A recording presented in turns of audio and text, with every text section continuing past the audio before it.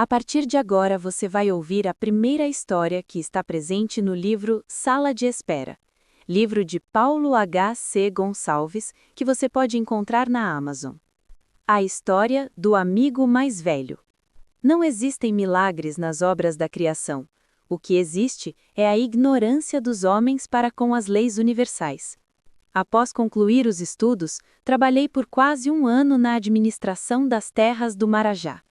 Foi o próprio Marajá que me chamou em seu escritório e disse: "Conhecemos um homem por seus pais. Eu sei que cada pessoa tem o seu próprio caráter, tem os seus pontos fortes e fracos. Porém, quando não conhecemos uma pessoa diretamente, a qualificamos de acordo com o comportamento da família. Por muitos anos, seu pai soube ser um homem honrado e honesto, trabalhador e diligente para solucionar os piores conflitos. São estas características que espero encontrar em você. O caráter de um homem é moldado pelo mundo, mas são os pais que lhe entregam a bússola que o norteia." Eu nada falei, uma vez que não me atrevia a interromper uma autoridade. O Marajá continuou: "Acontece que preciso de alguém, de minha confiança, para administrar as terras que comprei em região de conflito. A princípio, pensei em teu pai. No entanto, ele já está comprometido em negócios de meu interesse, e afastá-lo pode significar prejuízo incalculável. Por isso chamei você aqui. Se você for o homem que penso que é, se você herdou a habilidade de teu pai para os negócios, creio que poderá gerenciar as terras que comprei, e será capaz de multiplicar, para mim, as minhas riquezas. Um homem pode ser poderoso, mas se não tiver pessoas que o ajudem, em pouco tempo ele perderá grande fortuna." Senti-me lisonjeado e preocupado ao mesmo tempo. A fama da família abre portas, todavia nos traz pesado compromisso. Eu não sou meu pai, apesar de ter sido criado por ele. O Marajá continuou: "Preste bem atenção, pois o trabalho é difícil. Primeiro você defenderá a terra de qualquer invasor. Depois terá que providenciar o plantio de vinhedos e oliveiras, e garantir que eles, depois de colhidos, sejam entregues nos meus celeiros na capital. Um tesouro pode ser enorme, mas ele não tem valor se está fora do alcance do seu possuidor. Eu posso contar com você? Ou estou perdendo meu tempo lhe dando essa oportunidade?" Engoli em seco e respondi: "Não sabemos como será o amanhã, mas podemos planejar para que tudo saia de acordo com a nossa vontade. Eu estou aqui para servi-lo. Que o Onipotente seja testemunha, tudo farei para ampliar as vossas riquezas. Com trabalho honesto e bom planejamento, espero fazer jus ao bom nome de minha família." O Marajá bateu palmas e deu ordens a meu respeito. Determinou que eu recebesse moedas de ouro e me colocou no comando de imenso grupamento de soldados para garantir a minha segurança, bem como a segurança das terras e das colheitas. O futuro é incerto, todavia providências simples podem garantir ótimos resultados. A simples demonstração de força garantiu a minha boa administração. O Marajá escreveu de próprio punho uma carta de apresentação. Ele me nomeou como administrador das novas terras e me colocou acima de autoridades locais. Veja bem, não que as autoridades locais deveriam me obedecer, mas deveriam me respeitar em relação às terras do Marajá. Com essas cartas de recomendação, o Marajá garantia para mim que nenhum imposto exorbitante seria criado, e nenhuma autoridade inventaria de tomar as terras sob qualquer alegação. Parece desnecessário quando pensamos em um país civilizado, porém, onde reina a injustiça, reina a impunidade. Neste caso, os inocentes perdem os seus direitos, a dignidade e a vida. Pobre do país que somente os ricos são protegidos e os pobres amargam o peso da lei. Como administrador, eu teria acesso a um palácio, a cavalos e outros animais. Eu poderia comprar e vender em nome do Marajá, e também poderia exercer a função de representante legal nos conflitos que envolvessem a propriedade. O bom administrador administra com prudência, economia e com generosidade. A prudência diz que não devemos nos achar maiores do que somos, portanto, temos que tratar com respeito todos que passarem em nosso caminho. Igualmente, nos diz que não podemos fazer negócios sem a devida garantia.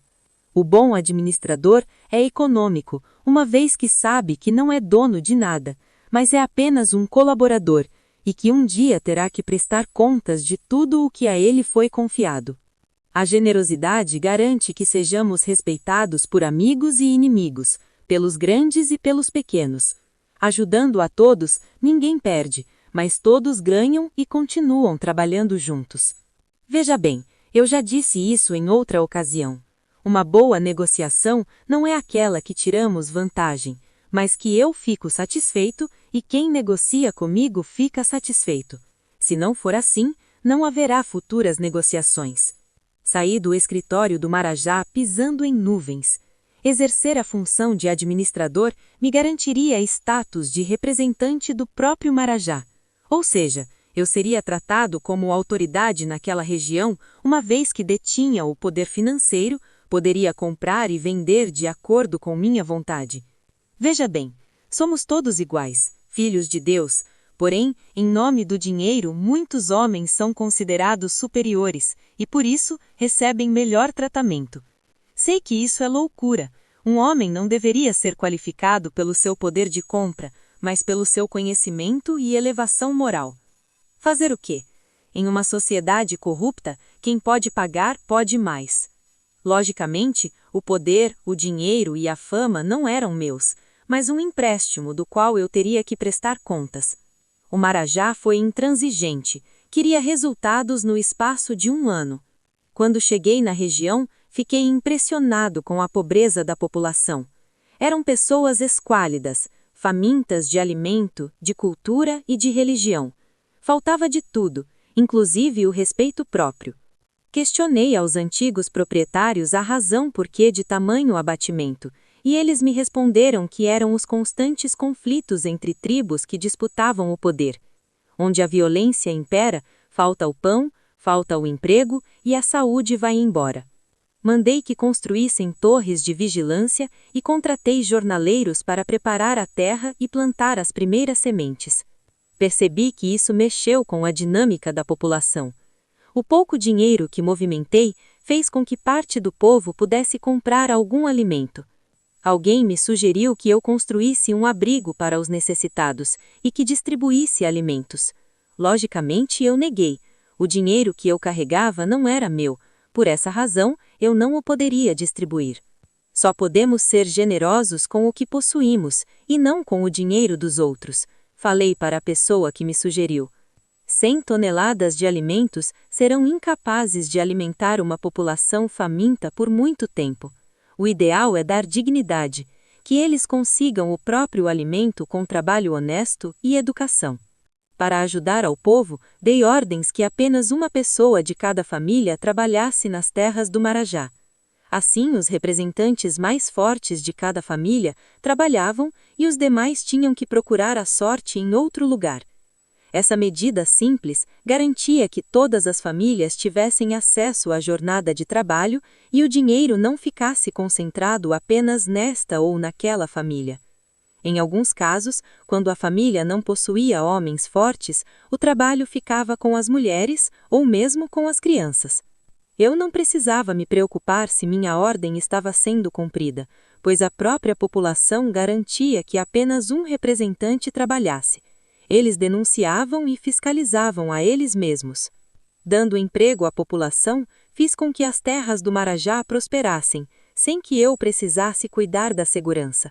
Os próprios homens da comunidade ajudavam a cuidar dos animais e das plantas, inibindo a invasão de inimigos e os pequenos roubos que eram comuns naquela região. Para economizar com alimentação, separei uma parte do terreno para o plantio de milho e outros cereais, que seriam distribuídos entre os soldados e trabalhadores. Quem trabalha tem o direito ao alimento. Isso não é caridade, é um investimento que nos traz um retorno incomensurável. Um povo bem alimentado tem melhores condições de trabalho. A dignidade está alinhada à cultura e ao desenvolvimento em geral.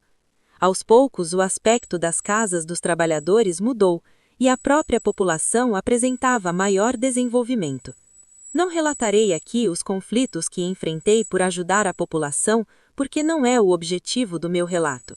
Digo apenas que quando um administrador investe no povo para garantir as próprias riquezas, ele desperta ciúmes e conflitos com aqueles que não aceitam qualquer mudança.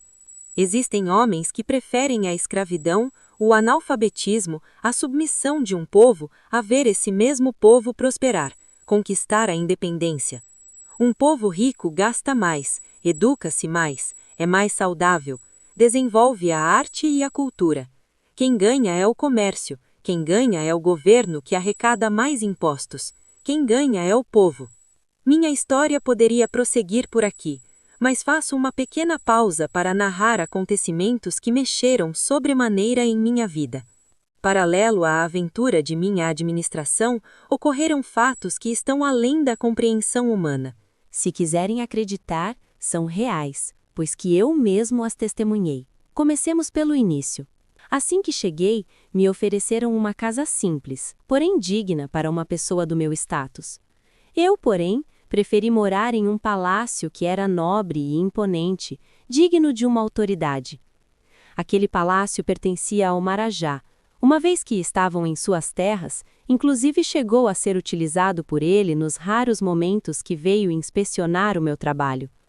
Disseram-me, porém, que o palácio era mal assombrado, que o fantasma de antiga moradora aparecia em horas avançadas da noite, espantando empregados e escravos. Logicamente que eu não poderia acreditar em tais crendices. Se houvesse algum espírito no palácio, eu o expulsaria como qualquer invasor. Oh, tola ilusão! Somos mais fortes quando estamos longe do perigo. Temos a capacidade de resolver problemas que teorizamos, mas quando nos vemos diante da realidade, perdemos o rumo e não sabemos o que fazer. Feliz o homem que compreende a própria limitação e que se previne antes de enfrentar qualquer problema. Graças à minha teimosia, fui morar no palácio. Não devemos confundir teimosia com a persistência. Na teimosia, sabemos que estamos errados e, mesmo assim, insistimos no erro. Na persistência, não prejudicamos a ninguém. O nosso objetivo é superar a nós mesmos. Passado um mês, nada vi que justificasse qualquer temor. Eu quase que me esqueci completamente da história do fantasma quando ela me apareceu. Eu estava caminhando por um corredor, mal iluminado, quando uma mulher, sem véu, translúcida, passou como que flutuando e entrou em um quarto que eu não usava. Vocês podem imaginar o susto que levei. Meus cabelos ficaram em pé e eu me molhei todo como uma criança. Depois corri para o meu quarto e tranquei a porta como se aquilo impedisse do fantasma entrar. Em seguida, me joguei na cama e fiquei com a cabeça coberta até o dia amanhecer. Meus amigos, vocês pensam que é brincadeira, mas não imaginam do medo de um homem que não tem a quem recorrer. Em grupo, somos mais corajosos, enfrentamos perigos em defesa de quem amamos, mas sozinhos somos covardes, buscamos fugir de qualquer perigo. É claro que havia a ala dos empregados e os soldados estavam acampados em um terreno fora do palácio. Naquele primeiro mês, escolhi ficar sozinho em um andar exclusivo para que, assim, eu podia estudar, orar e escrever sem as interrupções normais da sociedade. É bom estar em sociedade, mas temos que ter um momento só nosso para fazer tudo ou não fazer nada. É um momento de descanso, mesmo que seja um momento de intenso trabalho mental. No dia seguinte, contei para um e outro o que vi, como se fosse um assunto banal. Tive vergonha de declarar o meu medo. Foi aí que fiquei com mais medo, pois cada um com quem eu falava tinha uma história pior para me contar. Algumas daquelas histórias eram verdadeiras, outras ultrapassavam o verossímil. Não podemos julgar de um relato quando não o testemunhamos. O melhor é manter a neutralidade e aguardar a ação do tempo. Se o relato for verdadeiro e útil para as nossas vidas, a verdade surgirá quando menos esperamos, sem a necessidade de grandes investigações. Agora, se o assunto é banal, ficará como mera curiosidade que será esquecido como qualquer assunto que não vale a pena. Para minha segurança, designei 2 homens para vigiar a minha porta quando eu dormia.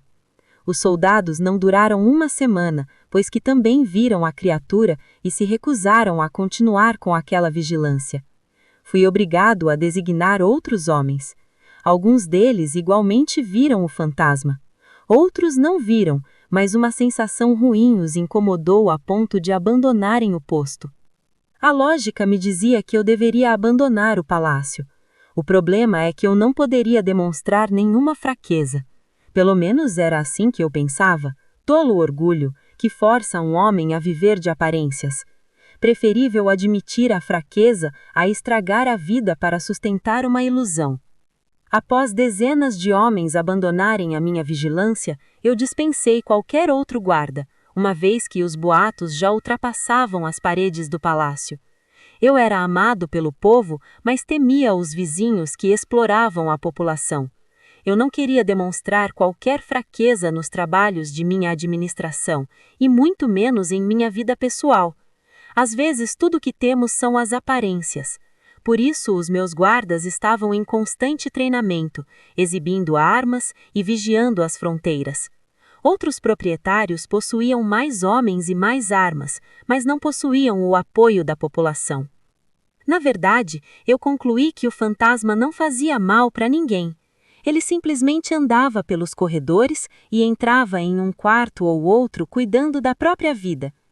Além do mais, avistei o fantasma outras vezes e de certa forma aprendi a controlar o medo. Acho que é assim, o desconhecido é terrível na primeira vez. Na segunda já não é desconhecido, com a repetição vem a familiaridade, e com o tempo o que tememos não tememos mais. Interrompo a leitura do presente livro para pedir para você deixar o meu coraçãozinho vermelho, para assinar esse canal e compartilhar esse vídeo com amigos e parentes. O livro que estamos lendo se chama Sala de Espera, de Paulo H.C. Gonçalves, e pode ser encontrado na Amazon. Obrigado. Sigamos em frente com a leitura. Um dia criei coragem e dispensei todos os guardas, e passei quase uma semana sozinho, sem avistar o fantasma. Com afinco, eu trabalhava na administração da propriedade e obtive ótimos resultados com os animais. Em um período de 6 meses, tínhamos mais filhotes e algumas colheitas já estavam a caminho dos celeiros do Marajá.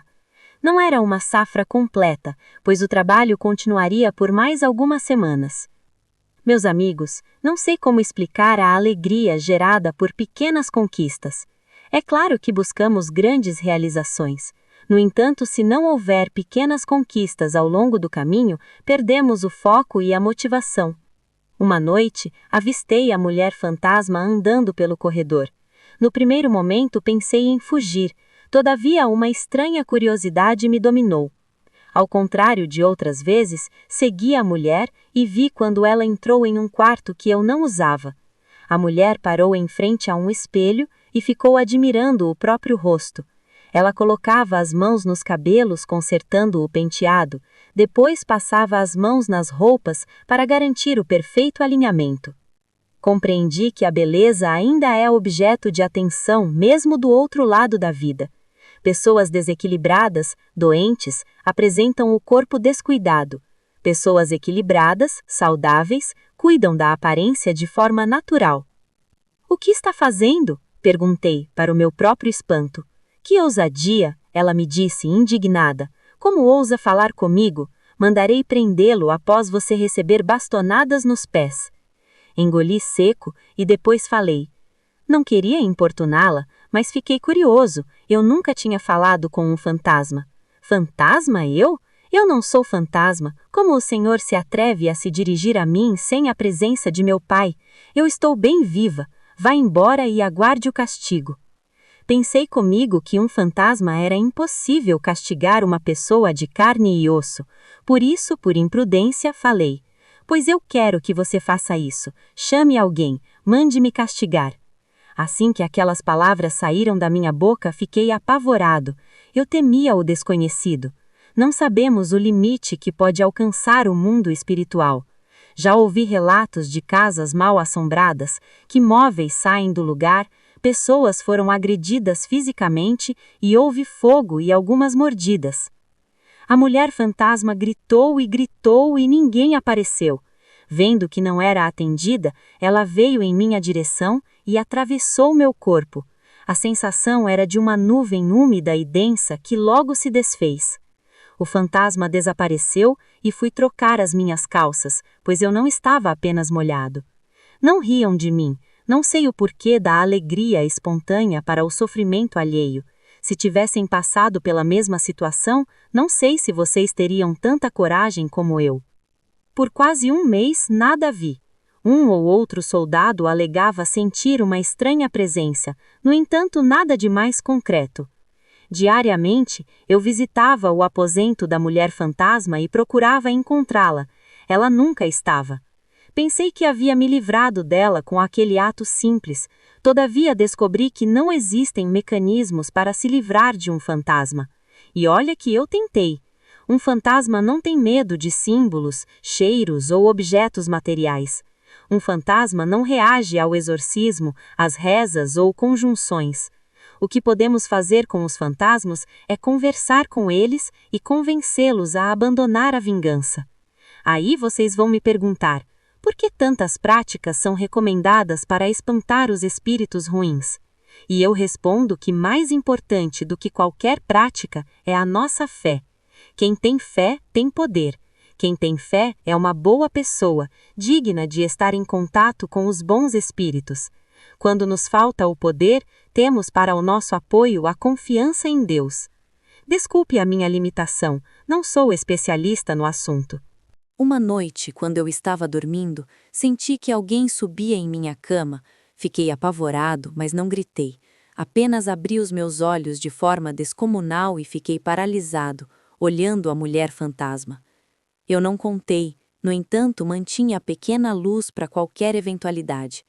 Ela percebeu o meu pavor, por isso se sentou na beirada da cama e esperou um momento para perguntar.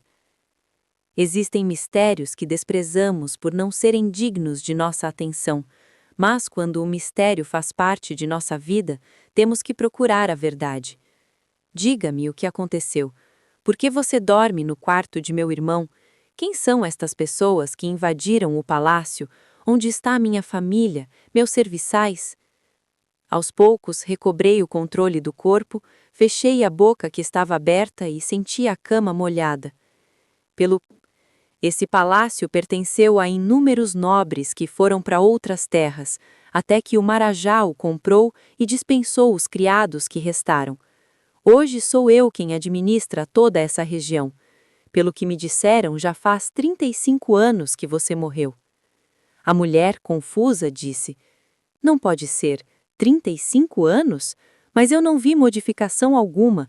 Todas as noites passeio no palácio e vejo as mesmas cortinas e os mesmos tapetes. Nada mudou. Sinto-me apenas mais sozinha. Não quero falar com ninguém e ninguém fala comigo.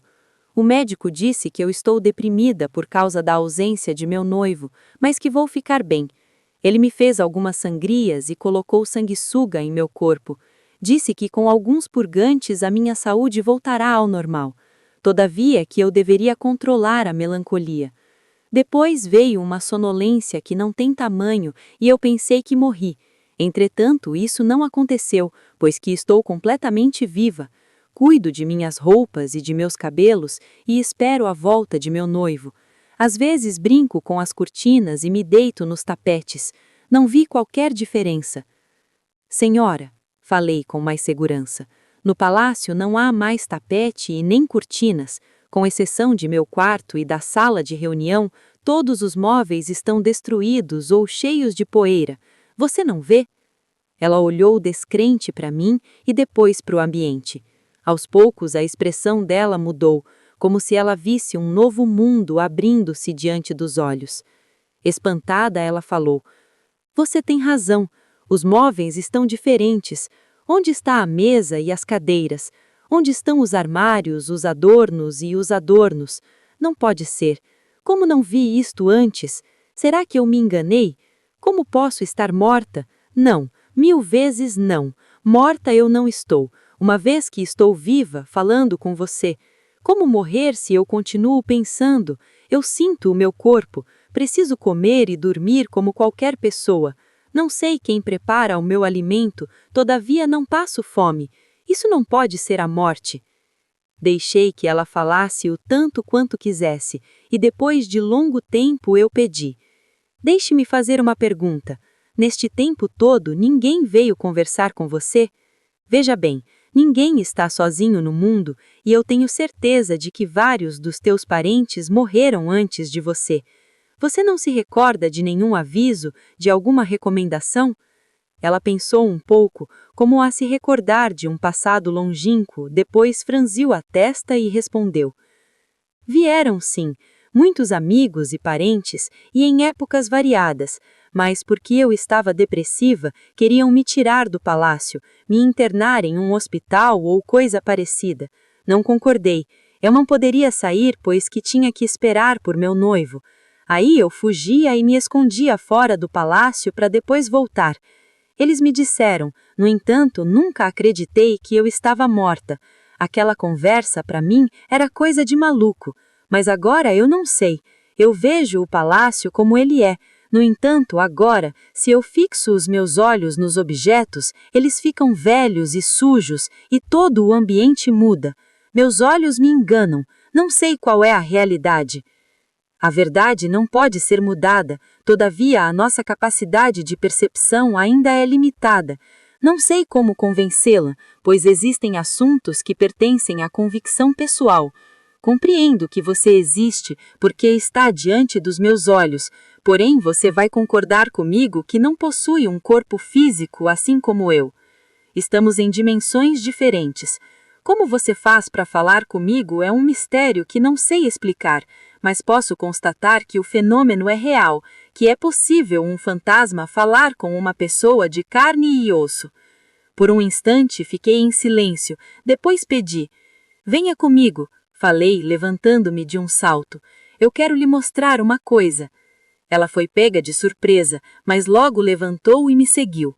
Conduziu o fantasma pelos corredores do palácio até um salão nobre, perto da cozinha. A mulher fantasma me seguiu com viva curiosidade.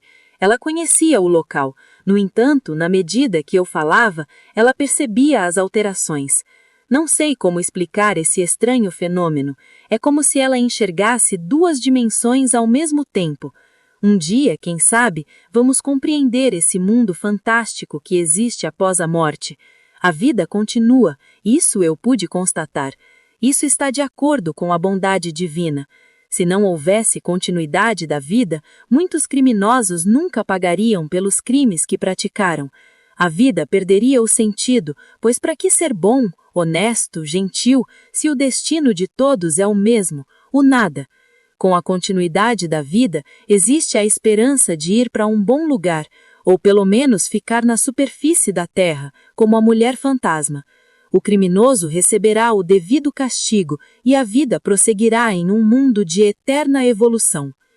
No salão havia uma pedra talhada com a árvore genealógica da família. No começo apareciam apenas os nomes dos homens, mas em determinado momento passaram a registrar também o nome das mulheres. Aquela pedra era bem conhecida da mulher fantasma. A única diferença é que agora ela enxergava as atualizações. O nome dela estava ali, gravada com data de nascimento e morte. O choque foi tão grande que ela desapareceu. Acho que finalmente ela ficou convencida. Somente evoluímos quando saímos da negação. É bom encarar a verdade e enfrentar as consequências. Meus amigos, vamos de benevolência. Não devemos jogar verdades duras no rosto de um despreparado. Cada um tem o seu tempo, e se não for a hora, é perda de tempo. E o que é pior, aquele que tentamos ajudar com a verdade se vira contra nós e anula a nossa interferência futura. O que eu fiz foi imprudente. Eu tinha a meu favor que outros espíritos prepararam o ambiente antes da minha tentativa. Por sorte, ela estava pronta à mudança e recebeu a informação de mente aberta, como se estivesse cansada da profunda depressão. Isso me faz lembrar que não há mal que resista pela eternidade. Cada um de nós sofre pelo tempo que deseja, depois passa por um processo de adaptação e segue a vida com nova resistência. Assim evoluímos. Eu continuei em meu ofício por quase 2 meses antes de receber novamente a visita da mulher fantasma. Confesso que sentia saudades. De certa forma, criei um vínculo com ela e a procurava no vazio dos corredores. Semanas depois, ela apareceu. Não sei o que me acontece, disse-me ela assim que se aproximou. Eu não consigo ir embora. Já procurei o meu noivo por toda parte, mas ele deve estar escondido em algum lugar inacessível do universo. Já vieram me buscar, disseram que eu estou perdendo o meu tempo, pois o meu noivo não poderia casar comigo, que é para seguir com minha vida. Oh Deus, como seguir com a vida se temos compromissos pendentes? Eu não aceito que meu noivo não venha me visitar. Ele tem que vir. Já sei que morri e acordei nessa vida espiritual, mas não admito que se quebre uma promessa. Cocei a cabeça e perguntei: e por que você não sai dessa casa e procura a tua família? Você não acha que a tua vida pode ser melhor? Ela olhou séria para mim e me disse: não, 1000 vezes não. Eu só saio daqui quando ver o meu noivo. Se a morte não existe, ele há de estar vivo, em algum lugar. Se a morte não existe, ele há de aparecer. Ela me olhou séria e completou: eu sou uma mulher de palavra. Posso até me afastar, como fiz algumas vezes, mas não vou embora enquanto não conversar com meu noivo. Sem saber o que fazer, deixei-a falar a respeito do noivo e da vida que ela levava antes de morrer. Ela confessou que encontrava com ele escondida em alguns dias da semana. Aí trocavam carícias e juras de amor. Então ele foi chamado a lutar na guerra poucas semanas antes do casamento. Eles até pensaram em antecipar o casamento, mas a morte repentina de um tio impossibilitou qualquer providência. Sabe, amigo, ela me falou como a um confidente, não mandamos em nada e não sabemos que rumo que vamos tomar. Porém, temos que dirigir a nossa vida para a direção que queremos, senão seremos vítimas da fatalidade. O tempo pode passar, todavia a nossa persistência deve ser inquebrantável. Se estamos dentro da lei, não há por que mudar de opinião. Engoli em seco, pois eu pensava que ela estava sendo apenas teimosa. Em vez disso, reconheci que ela era uma mulher de fibra, alguém que não renunciava a um compromisso, mesmo com sacrifício próprio. Interrompo o presente livro para dizer que a história continua e pode ser encontrada no livro Sala de Espera, de Paulo H.C. Gonçalves, à venda na Amazon. Por favor, deixe o meu coraçãozinho vermelho, assine o canal e compartilhe esse vídeo. Por noites, a mulher fantasma conversava comigo. Ela me narrou as rotinas do palácio, da infância e assuntos de família, e eu narrei os meus problemas com as tribos vizinhas, pequenos roubos e contrariedades. Percebi que vivíamos em 2 mundos diferentes. As preocupações dela não eram as minhas. Concluí que o homem e a mulher vivem realidades diferentes. Eu falava de conquistas materiais e segurança. Ela falava de música, educação e filhos. Não os dela, mas filhos dos parentes que ela ajudou a criar. Constatei que a conversa dela era mais interessante. A fantasma me fazia esquecer os meus problemas e me forçava a pensar em assuntos religiosos e filosóficos, dos quais, em condições naturais, eu não pensaria. É claro, ela não estava comigo todas as noites. Dias de muita chuva ou que eu me desequilibrava em meus negócios, ela simplesmente não aparecia. Depois a fantasma me contava que estivera comigo, mas eu não a conseguia enxergar. Ela me falou de parentes e amigos que visitavam o palácio, outros fantasmas que a convidavam para alguns passeios e tentavam convencê-la a seguir com eles.